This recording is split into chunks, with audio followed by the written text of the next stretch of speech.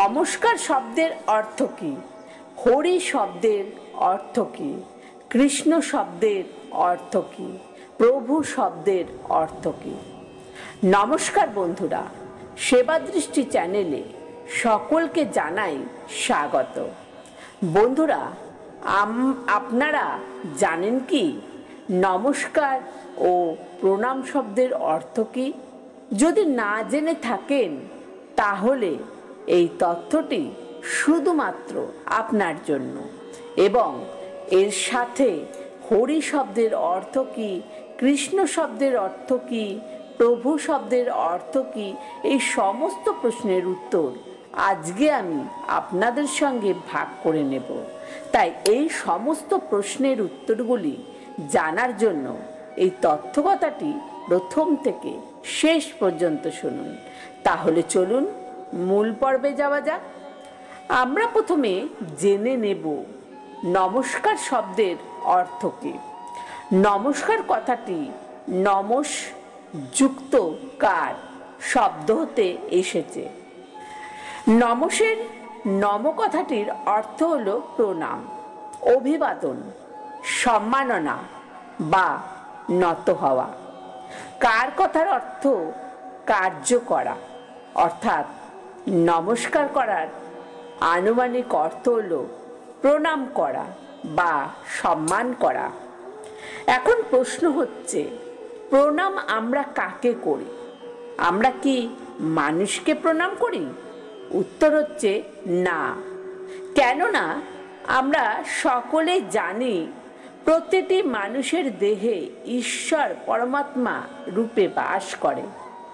তাই আমরা ঈশ্বরকেই প্রণাম করি বা নমস্কার জানাই, অর্থাৎ আপনার অন্তস্থ ঈশ্বরকেই আমরা অন্তর থেকে প্রণাম বা সম্মান জানাই। সম্মান প্রদর্শন স্বরূপ মাথা নত করে প্রণাম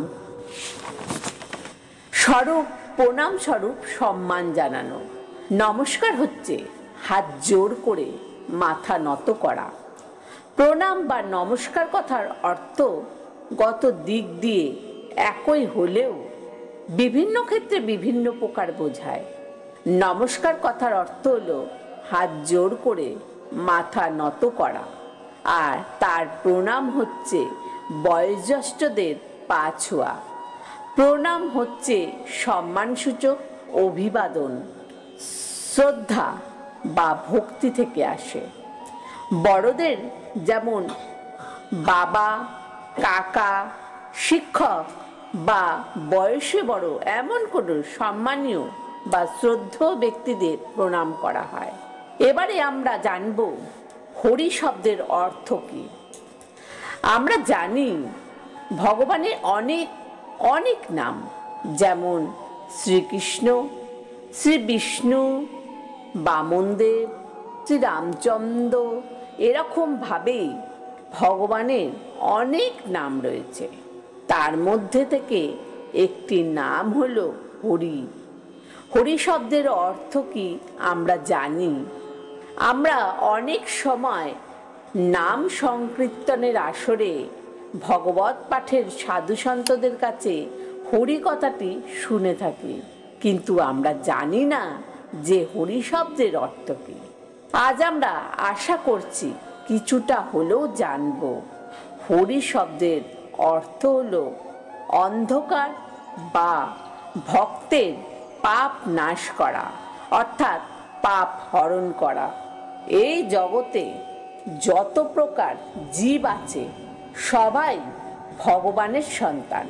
তাই ভগবান স্বয়ং বলেছেন, যখন কোনো সন্তান কষ্ট পায় তখন কোনো মাতা পিতা সুখে থাকতে পারে না। ভগবান যেহেতু পরম ব্রহ্ম, এই জগতে যত প্রকার জীব আছে তাদের পাপ হরণ করার জন্যই তার নাম বিস্তার করেছে।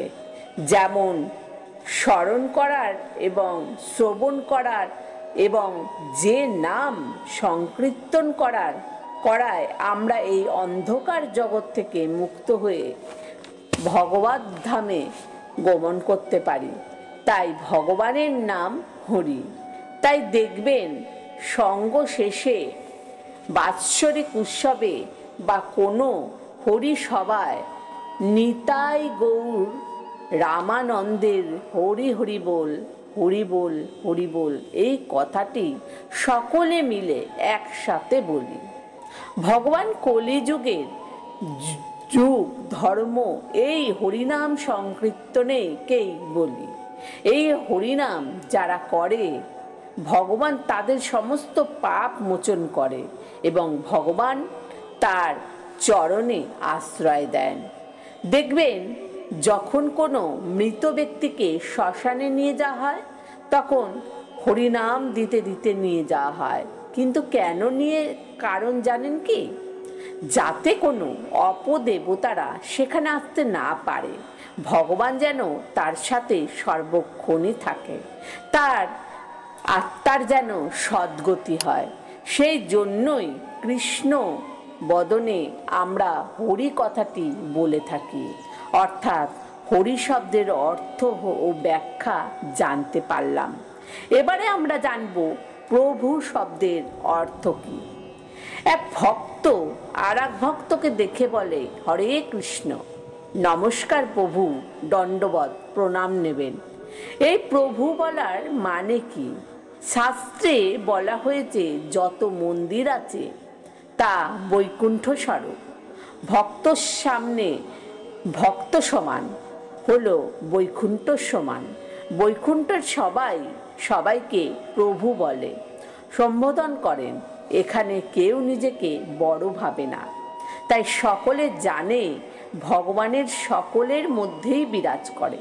তাই আমরা যাকে প্রভু বলছি আমরা তাকে হৃদয়াকৃতভাবে সম্মান করছি আর তাকে শ্রদ্ধা করছি, আর এই ভাবটা যেন সকলের মধ্যেই থাকে।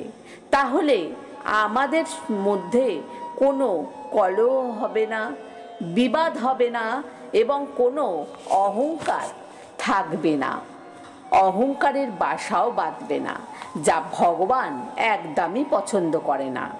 আমি তো আগেই বললাম, আমাদের সমাজ যেহেতু ভক্ত সমাজ, যাকে একে অপরকে প্রভু বললে সম্বোধন করে, এখানে আর একটু কথা থেকে যায়। আমরা হরে কৃষ্ণ প্রভু বলি কেন? আমরা হরে কৃষ্ণ শব্দের অর্থ জানি কি?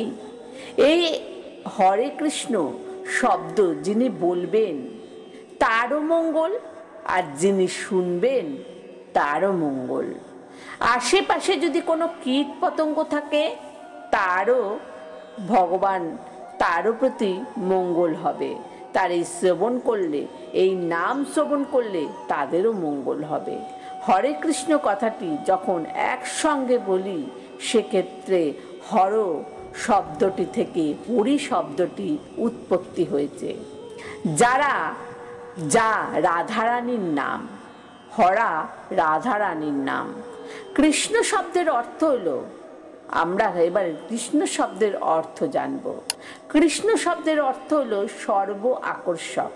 তিনি সহস্রবার বিষ্ণুর নাম নিলে যে ফল লাভ হয়, একবার মাত্র কৃষ্ণ নাম নিলে সেই ফলই লাভ হয়। তাই ভগবান বললেন, একবার কৃষ্ণ নামে যত পাপ হরে জীবের সাধ্য আছে তত পাপ করে।